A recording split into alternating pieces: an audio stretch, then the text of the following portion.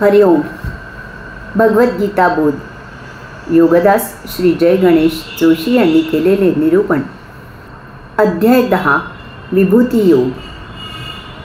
ओम श्री परमात्मने नमः. अथ 10मोऽध्यायः. जय योगेश्वर. परम आत्म्याला नमस्कार. अध्याय 10. श्लोक क्रमांक 30. प्रह्लादश्चास्मि दैत्यानां कालकलयतामहं मृगाणां च मृगेन्द्रोऽहं वैनतेयश्च पक्षिणां.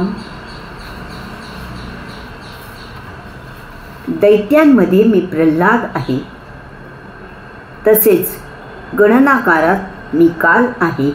पशूंमध्ये मी सिंह आहे, तसेच पक्ष्यांमध्ये मी गरुड आहे. प्रल्हाद च अस्मि दैत्यानां. भगवंत श्री सांगत आहेत की दैत्यांमध्ये मी प्रल्हाद आहे. प्रल्हाद हा हिरण्यकश्यपू या राक्षसाचा मुलगा होता. राक्षसाच्या कुळात जन्म झाला असला तरी तो भगवंत श्रींचा महान भक्त होता. त्याची आई देवर्षी नारद मुनी यांची शिष्या होती.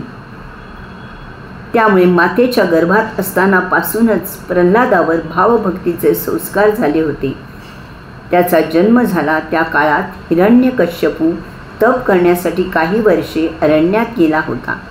त्या काळात देवर्षी नारद मुनींनी त्याच्यावर फार सुंदर संस्कार केले. प्रल्हादाने आपल्या पित्याच्या भगवत भक्ती करण्याविरुद्ध असलेल्या तत्वाविरुद्ध आव्हान दिले. पुढे भगवंत श्रींनी नरसिंहाचा अवतार घेऊन हिरण्यकश्यपूचा वध केला. चिखलात कमळ उगवते, त्या घाणीतून, दलदलीतून, दुर्गंधीतून, चिखलातून कमळ आपल्या अंगी असलेल्या गुणांमधून सुंदर मनमोहक रंग जमवते, सुवास निर्माण करते, आकर्षक रूप धारण करते. घाण, चिखल, दलदल चिकटू नये अशी तुकतुकीत, गुळगुळीत, मुलायम अंगकांती धारण करते. चिखलातून उत्थान होऊन आकाशात झेपावते. यास्तव ते विष्णूच्या पदी सेवा करण्याचे भाग्य मिळवते.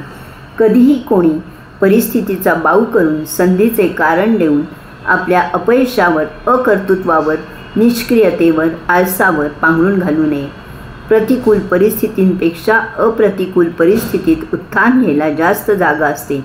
त्यासाठी केवळ जिद्द आणि आत्मविश्वास पाहिजे. प्रल्हादाने हा असा आपल्यापुढे आदर्श घालून दिला आहे. यापासून ज्याचा त्याने योग्य तो धडा घ्यावा. भगवंत श्री प्रल्हाद ही त्यांची योग विभूती आहे असे सांगत आहे. काल कलयताम अहम. भगवंत श्री सांगत आहेत की गणनाकारात मी काळ आहे. काळ वेळ कोणासाठी कधी थांबत नाही. काळ सतत वाहत असतो. त्याच्याबरोबर आपणही वाहायला शिकले पाहिजे. सूर्य नित्य नियमित उगवत असतो.